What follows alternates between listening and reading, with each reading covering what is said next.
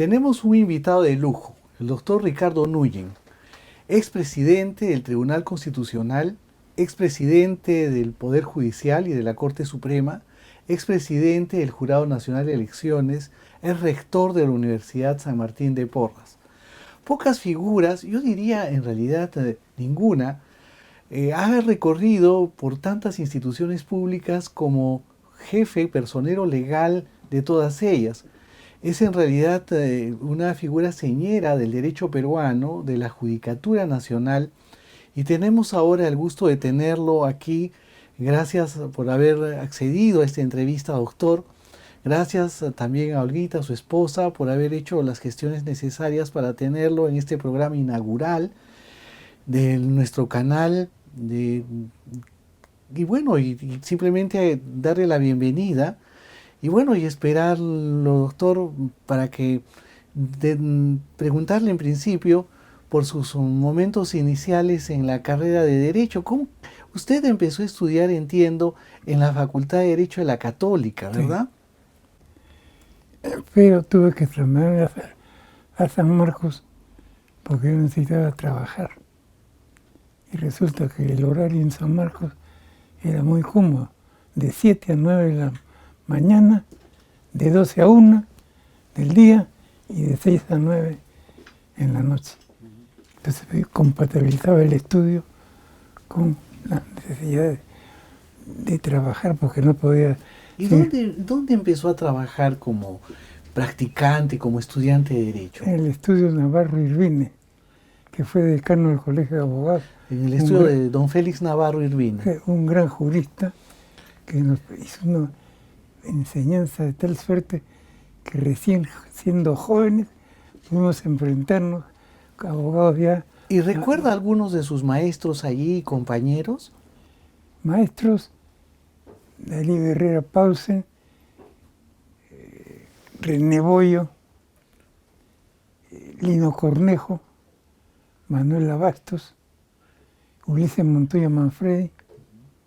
Profesores Manuel Abastos de Derecho Penal, Sí. Manfredi comercial. Con Derecho Comercial, el Lino Castillo de Derecho Tributario. Buenos profesores tuve. Darío Herrera de Derecho Romano. No, Derecho Constitucional. Derecho Constitucional. Derecho Romano era Rodríguez Pastor. Rodríguez Pastor, claro. Grandes juristas. Grandes juristas. Esa suerte tuve. Y en el estudio de Félix Navarro, ¿qué abogados trabajaban entonces ahí? Todos éramos jóvenes. Manuel Ferreiro Balta, sí. Jorge Mercado Jarrín, Uli Ubens y Manuel Romaña. Todos han pasado mejor vida. Inclusive el hijo, que lo sucedió al padre, también ha fallecido. ¿Y su interés después por incursionar en la carrera judicial, cómo así surgió, doctor? Bueno, surgió en qué momento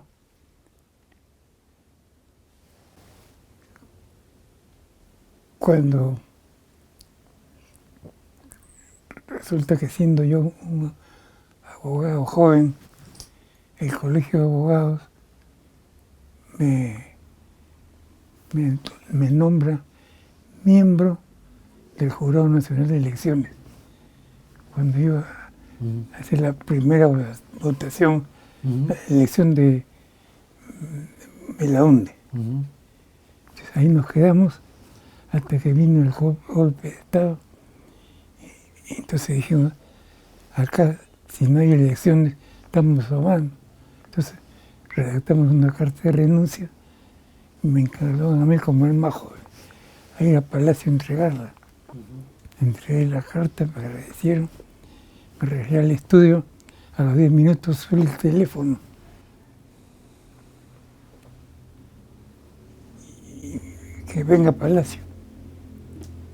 Me apresuro pensando en el camino qué preguntas podían formularme sobre el asunto y no era eso.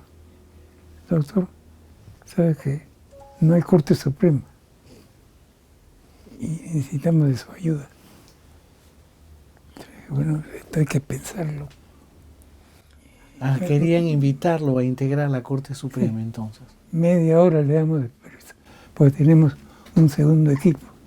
El segundo equipo era desastroso. En el café del Haití estaban todos los que me habían antecedido. Oye, esto es una cuestión de patriotismo. En el café de Haití del centro de Lima, Sí, en esa sí. época, ¿no? Exacto. Sí.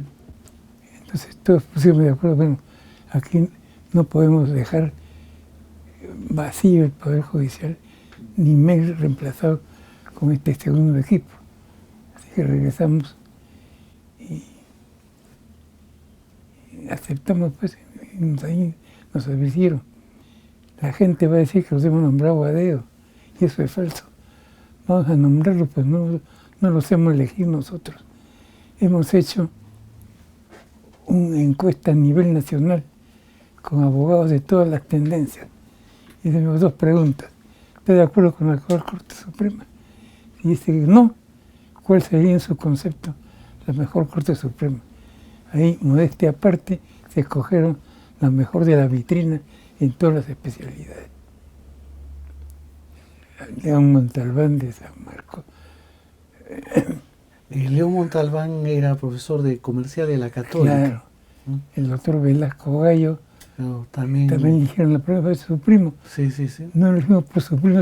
De Derecho Procesal Civil. El mejor procesal civil del Perú. Sí. Y así uno por uno fueron desfilando. Y entonces ahí se formó la cosa. Nunca hicimos nada a favor del gobierno de turno.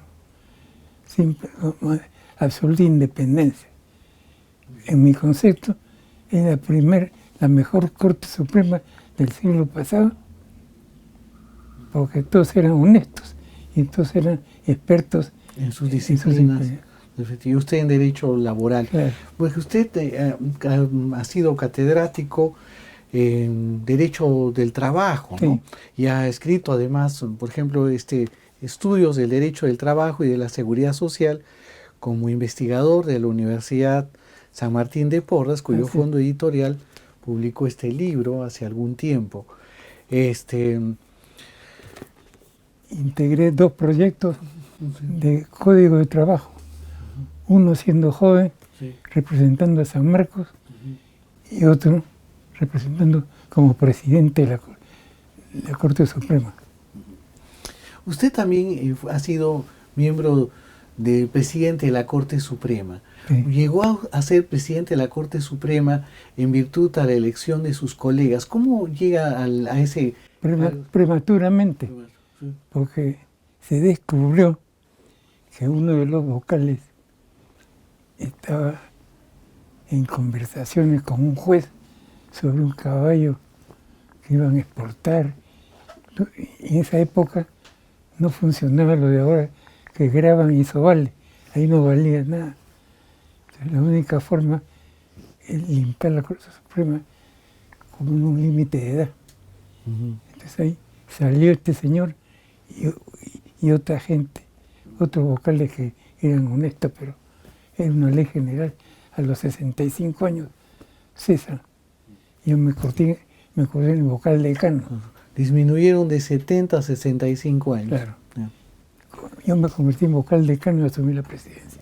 En enero ya me dijeron presidente oficial. ¿A quién reemplazó usted? ¿Recuerda? A Velasco Gallo, pues. Cierto. Un buen magistrado. Después, el cargo importante que ha cumplido usted ha sido el de presidente del Jurado Nacional de Elecciones, ¿no? Conversábamos que hace un momento de que era el puesto de miembro del Jurado Nacional de Elecciones sumamente complicado por la cantidad de impugnaciones, tachas, y además en un momento difícil en la historia del país. ¿Podría usted relatarnos, narrarnos esa experiencia, doctor? Bueno, ahí entramos a las 8 de la mañana y no sabíamos a qué horas había que regresar, 11 de la noche a veces. Era una cosa muy movida, mucho expediente había. Pero felizmente todos teníamos una lucidez y una agilidad para resolver rápidamente. ¿Y quiénes estaban en esa época? ¿Con quiénes compartía esa responsabilidad? En el jurado, en el tribunal, En el Jurado Nacional de Elecciones. Guillermo Rey Terry, y yo, son dos. Después, ya ni me acuerdo. Estimado doctor Nuyen, como una coronación de su carrera, posiblemente uno de los cargos más complicados, pero también diríase que es el corolario, digamos, quizás el cargo más difícil, fue el de magistrado y presidente del Tribunal Constitucional. Usted nos relataba de que Carlos Torres y Torres Lara lo había llamado para ver la posibilidad de invitarlo al concurso para formar parte del Tribunal Constitucional. ¿Cómo puede usted describirnos cómo fue el proceso, cómo así llegó usted al Tribunal Constitucional? Bueno, cuando Carlos, que era mi alumno en San Marcos, me hizo la propuesta, le dije, oye, después de haber sido presidente de la Suprema, presidente del Tribunal del Jurado Nacional de Elecciones, ¿cómo voy a presentarme a un concurso? A ver si tengo capacidad de desempeñar el cargo. Estás loco, le dije, ni hablar. Entonces, además, tu presidente del jurado ha sido mi alumno, y hay otros que no son abogados. ¿Cómo voy a exponerme yo? Ni hablarle. Claro, en ese momento él era el presidente del Congreso. Claro. Entonces a los 3 días y hablé. Va a ser por invitación. Sí, creo que era el procedimiento más adecuado. O sea, no te van a preguntar nada. Si tú aceptas. Acepto, pero siempre que me firme la mayoría del Congreso, no tus amigos, porque si no van a decir que yo soy representante del Fujimorismo. A los 4 días se buscó un consenso entre las distintas bancadas. Todos me firmaron. Ahí acepté.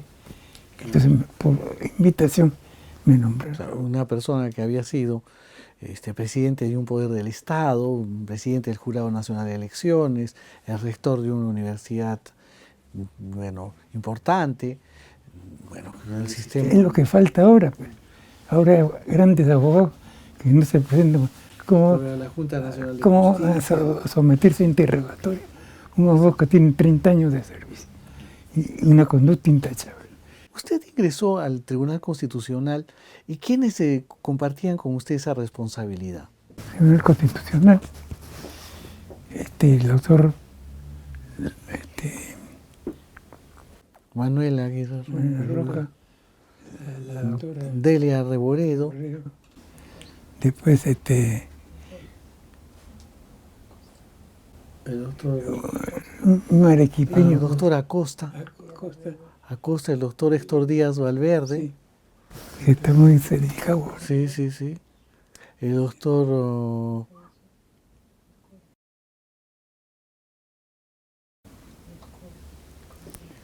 Acá está todo. García Marcelo también, ¿no? Sí. Rey Terry también. Sí, sí. Y bueno, y cuénteme, ¿cómo era el trabajo allí? Su experiencia allí, ¿cómo fue? Cada uno tenía un expediente y daba cuenta. Y si estaban de acuerdo, firmamos todos. Si no estaban de acuerdo, quedaba el voto. ¿Ustedes se reunían algún día en la semana? Todos los días. Todos los días. ¿Y dónde se reunían? ¿En el local de San Isidro? No. Ya formábamos en Los Cedros. En los Cedros. No. Y ya en el local. Pero durante un tiempo tenían el local Sí. ¿no? En los momentos iniciales. Sí. Nosotros presentamos las bases de la que ahora es el Tribunal Constitucional. Éramos 7 y pocos empleados. Un asesor. Por despacho, por cada magistrado. Como era laboral yo, había un doctor Fajardo, especialista. Entonces, yo me leía el expediente primero, le daba las instrucciones, él redactaba un proyecto, lo corregía y después lo mandábamos a la sala plena. No había en esa época separación por salas, sino veíamos todos, los 7 miembros. Desgraciadamente era difícil declarar inconstitucional la ley porque no había el quórum. Había 2 que no estaban de acuerdo con nuestras opiniones. Claro, es decir, claro, no alcanzaban, digamos, un quórum Claro. Para la declaratoria de inconstitucionalidad. Pero hubo un momento en que se planteó la tercera elección de Fujimori. Con motivo de la ley de interpretación auténtica. Interpretación auténtica no era. Interpretación auténtica la da el órgano que ha dictado la ley. Y la ley la dictó el Congreso Constituyente, que ya no existía. Entonces ellos, en este caso era el Parlamento, el Congreso, ordinario.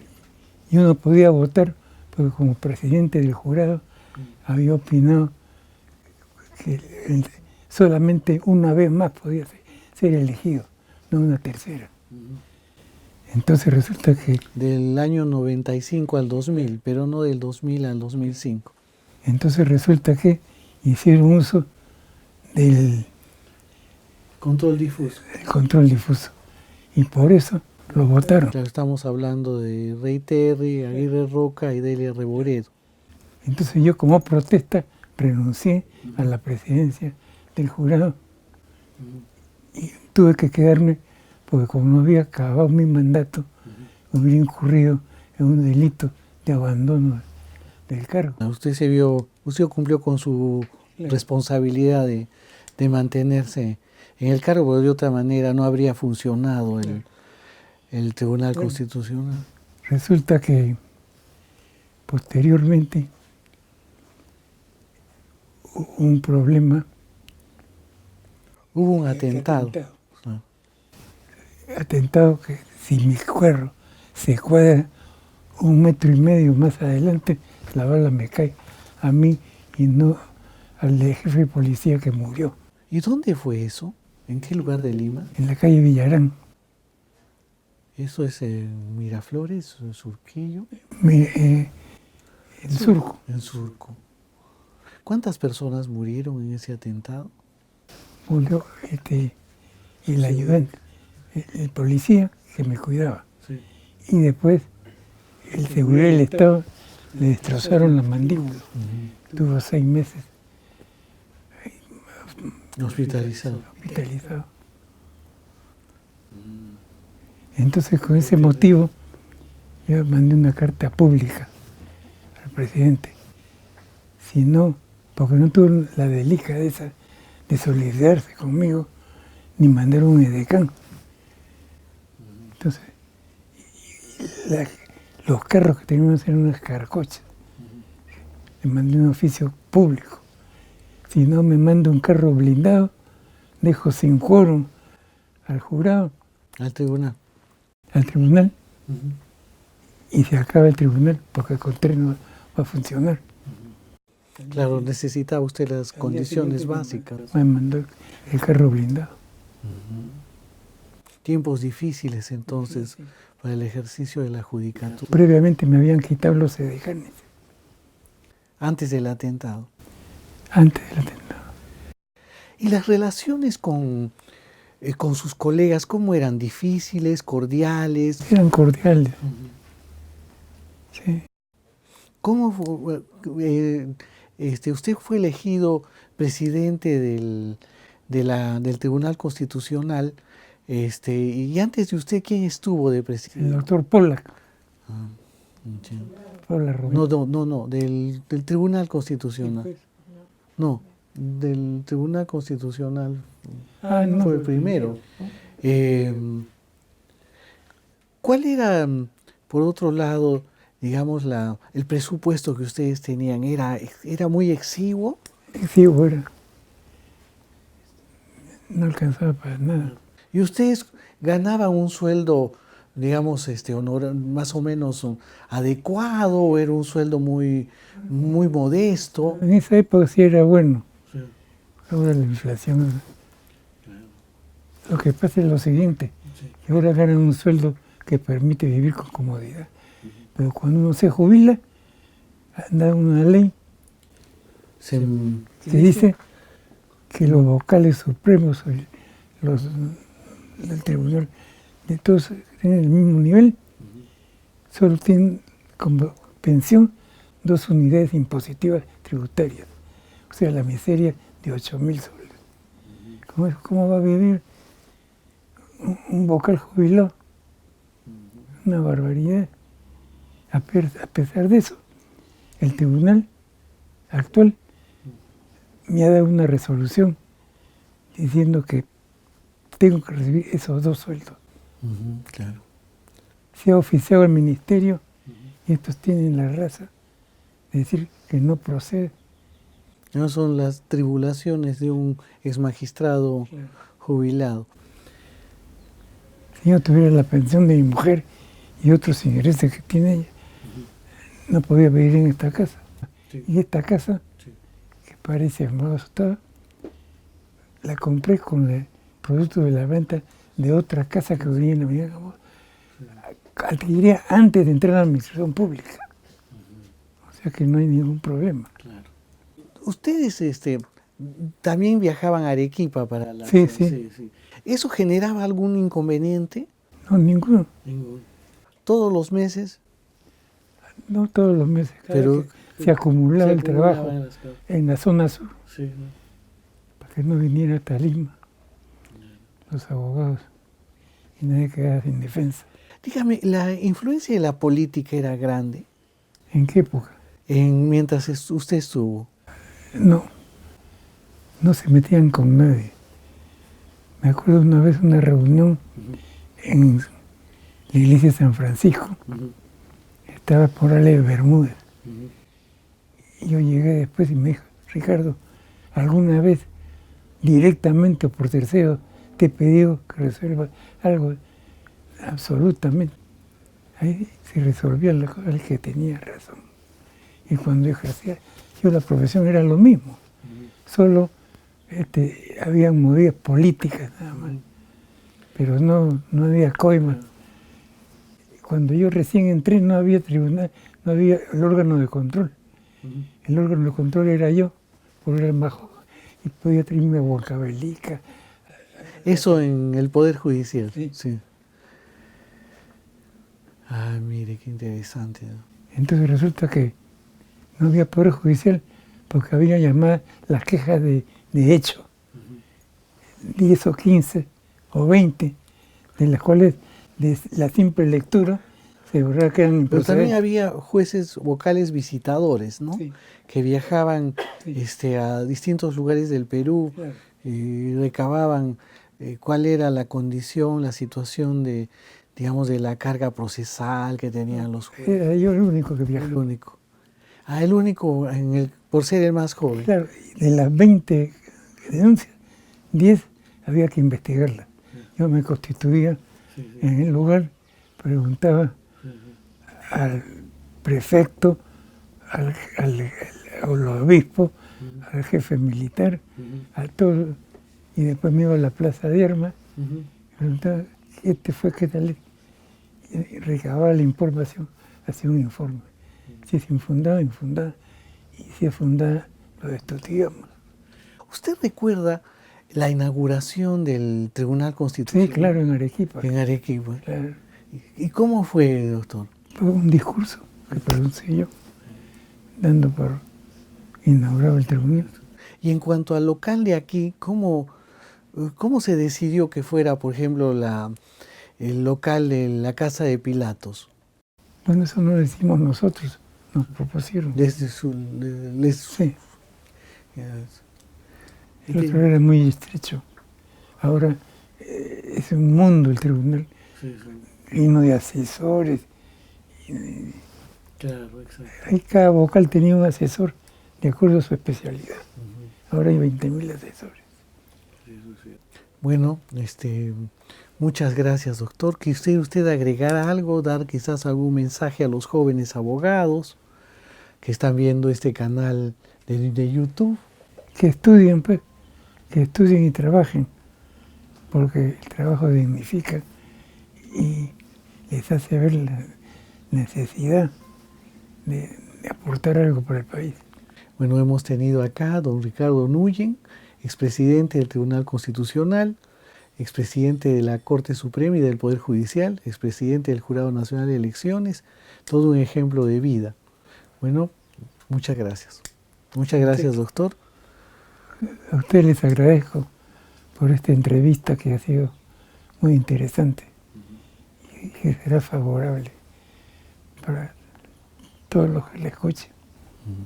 Muchas gracias, doctor. Gracias.